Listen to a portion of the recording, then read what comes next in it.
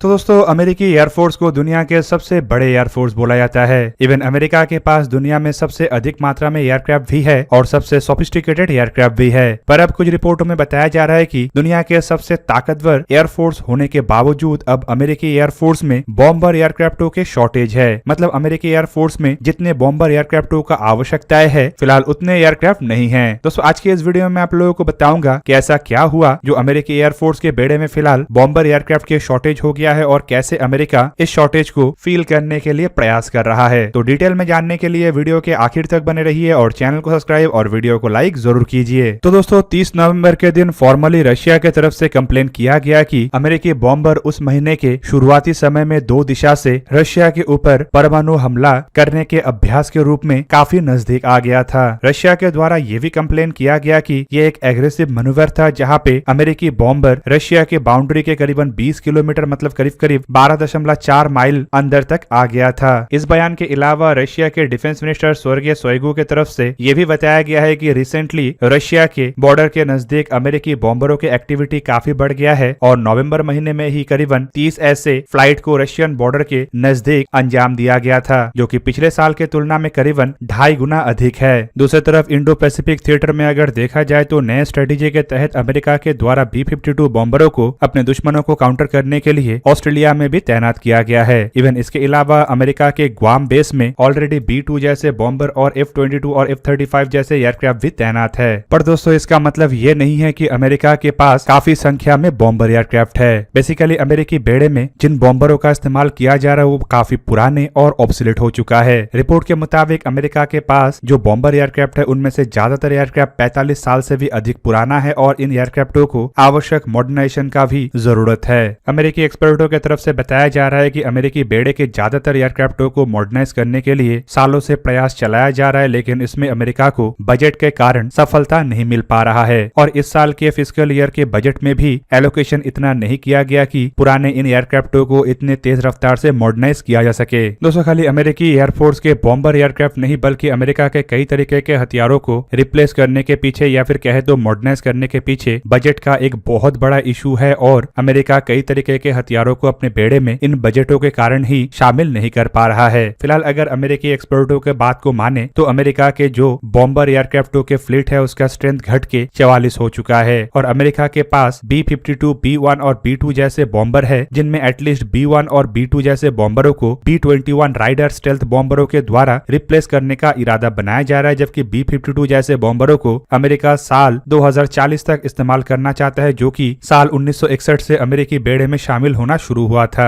फिलहाल रिपोर्टों के मुताबिक अमेरिका इन एयरक्राफ्टों के इंजनों को भी रिप्लेस करना चाहता है ताकि इसे कुछ और साल तक इस्तेमाल किया जा सके और अमेरिका के इस तरीके के प्लान के पीछे मेन कारण इन एयरक्राफ्टों की उपयोगिता और कम खर्चेलू होना। दूसरी तरफ अगर अमेरिकी एयरफोर्स के बॉम्बर फ्लीट के भविष्य को देखा जाए तो काफी हद तक इसका भविष्य B-21 राइडर एयरक्राफ्टों के ऊपर डिपेंडेंट है। दोस्तों अमेरिका के centre for strategic and international study मतलब CSIS के मुताबिक ये जो B-21 राइडर बॉम्बर है इसे लेके अमेरिकी एयरफोर्स के अंदर काफी अधिक आशाएं है। इवन अमेरिकी एयरफोर्स फिस्कल ईयर 2022 में ही इस एयरक्राफ्ट के डेवलपमेंट को लेकर करीबन $2.981 बिलियन एक्सपेक्ट कर रहा है जिनमें से करीब 108 मिलियन डॉलर तो एडवांस प्रोक्योरमेंट है जिसके तहत एयरक्राफ्टों के कुछ इनिशियल काम किया जाना है। दूसरी तरफ ये भी बताया जा रहा है कि अगर सब कुछ सही तरीके से चला तब भी एयरक्राफ्टों के फुल स्केल प्रोडक्शन के लिए अमेरिका को अभी भी कुछ साल इंतजार करना पड़ सकता है। इवन दोस्तों रिपोर्टों में यह भी बताया जा रहा है कि अमेरिका के तरफ से कम 5 B-21 राइडर बॉम्बरों को तैयार किया जा रहा है और ये रिसर्च डेवलपमेंट टेस्ट और एवोल्यूशन के अलग अलग स्टेज में है। जल्द ही अमेरिका इनका फ्लाइट टेस्ट भी शुरू कर सकता है। फिलहाल रिपोर्ट में यह भी बताया जा रहा है कि ये प्रोग्राम काफी अधिक क्लासिफाइड भी है और प्रोग्राम काफी स्मूथली आगे भी बढ़ाया जा रहा है। मतलब जिस तरीके से प्रोग्राम को आगे बढ़ना चाहिए अमेरिका लगभग उसी तरीके से ही प्रोग्राम को आगे बढ़ा रहा है। दोस्तों B-21 बॉम्बरों को अमेरिका के नॉर्थवेव गवर्नमेंट कंपनी के द्वारा निर्माण किया जा रहा है और ये काफी क्लासिफाइड है बोल के अब तक इसके डेवलपमेंट फेज के बारे में इतना ही पता चलना संभव हो पाया कि ये इंजीनियरिंग मैन्युफैक्चरिंग और डेवलपमेंट के मध्य स्थिति में है जबकि इस क्लासिफाइड प्रोग्राम को लेकर कई तरीके के अमेरिकी न्यूज एजेंसीज में भी आए दिन खबर आता रहता है और ब्लूमबर्ग के ऐसे ही एक रिपोर्ट के मुताबिक ये जो प्रोजेक्ट है ये अपने डेवलपमेंट स्टेज में कम से कम $203 बिलियन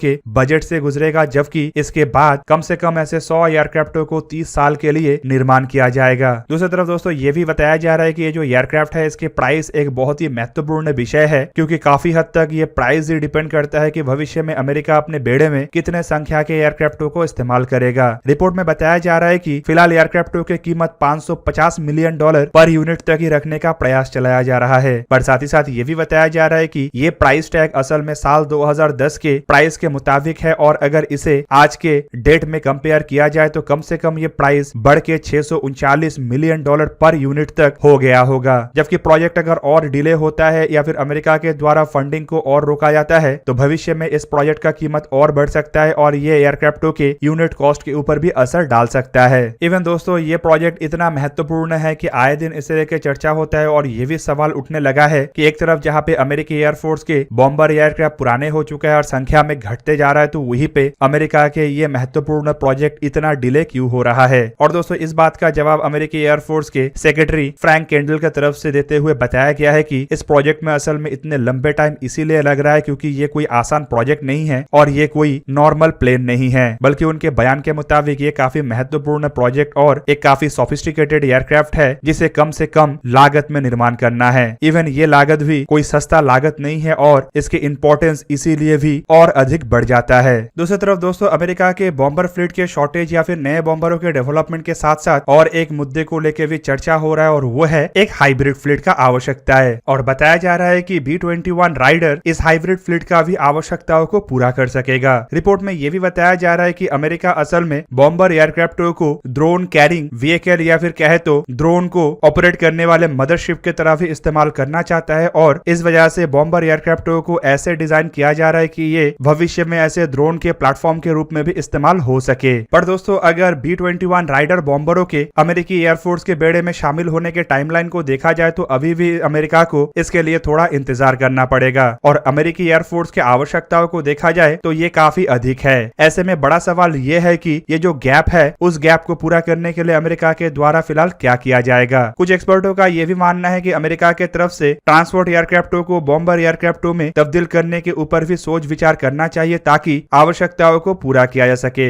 एग्जाम्पल के रूप में यहाँ पे MC-130J एयरक्राफ्टों का एग्जाम्पल दिया जा रहा है जो कि असल में सुपर हर्कुलिस एयरक्राफ्टों के special operational military transport aircraft है या फिर कहे तो गनशिप एयरक्राफ्ट है और ये हवा से कई तरीके के हथियारों को दाग सकता है। इवन इस तरीके के एयरक्राफ्टों के द्वारा BLU-82 और GBU-43 massive ordnance air blast मतलब मदर ऑफ ऑल बॉम्ब को भी दागा जा सकता है। रिपोर्ट में यह भी बताया जा रहा है कि MC-130J जैसे एयरक्राफ्ट हवा से क्रूज मिसाइलों को भी दागने में सक्षम है। मतलब अमेरिका के पास अपने ट्रांसपोर्ट एयरक्राफ्टों को एक प्रॉपर बॉम्बर एयरक्राफ्टों में तब्दील करने का भी ऑप्शन है और अमेरिका अगर अपने शॉर्टफॉल को फील करना चाहता है तो कम लागत से इस ऑप्शन को भी आगे बढ़ाया जा सकता है। दोस्तों यहाँ पे आपके जानकारी के लिए बता दूं कि ऐसे ट्रांसपोर्ट एयरक्राफ्टों को अगर एक बॉम्बर एयरक्राफ्ट में तब्दील किया जाता है तो ये लागत में भी सस्ता होगा और इसके ऑपरेशनल कॉस्ट एक प्रॉपर बॉम्बर से भी कम होगा। पर अगर देखा जाए तो इसके कैपेबिलिटी एक बॉम्बर एयरक्राफ्टों के जैसे नहीं होगा क्योंकि बॉम्बर को स्पेशली ऐसे मिशनों के लिए बनाया जाता है जहाँ पे दुश्मन के एयर डिफेंस सिस्टम, दुश्मन के इंटरसेप्टर एयरक्राफ्ट सभी तैनात हो।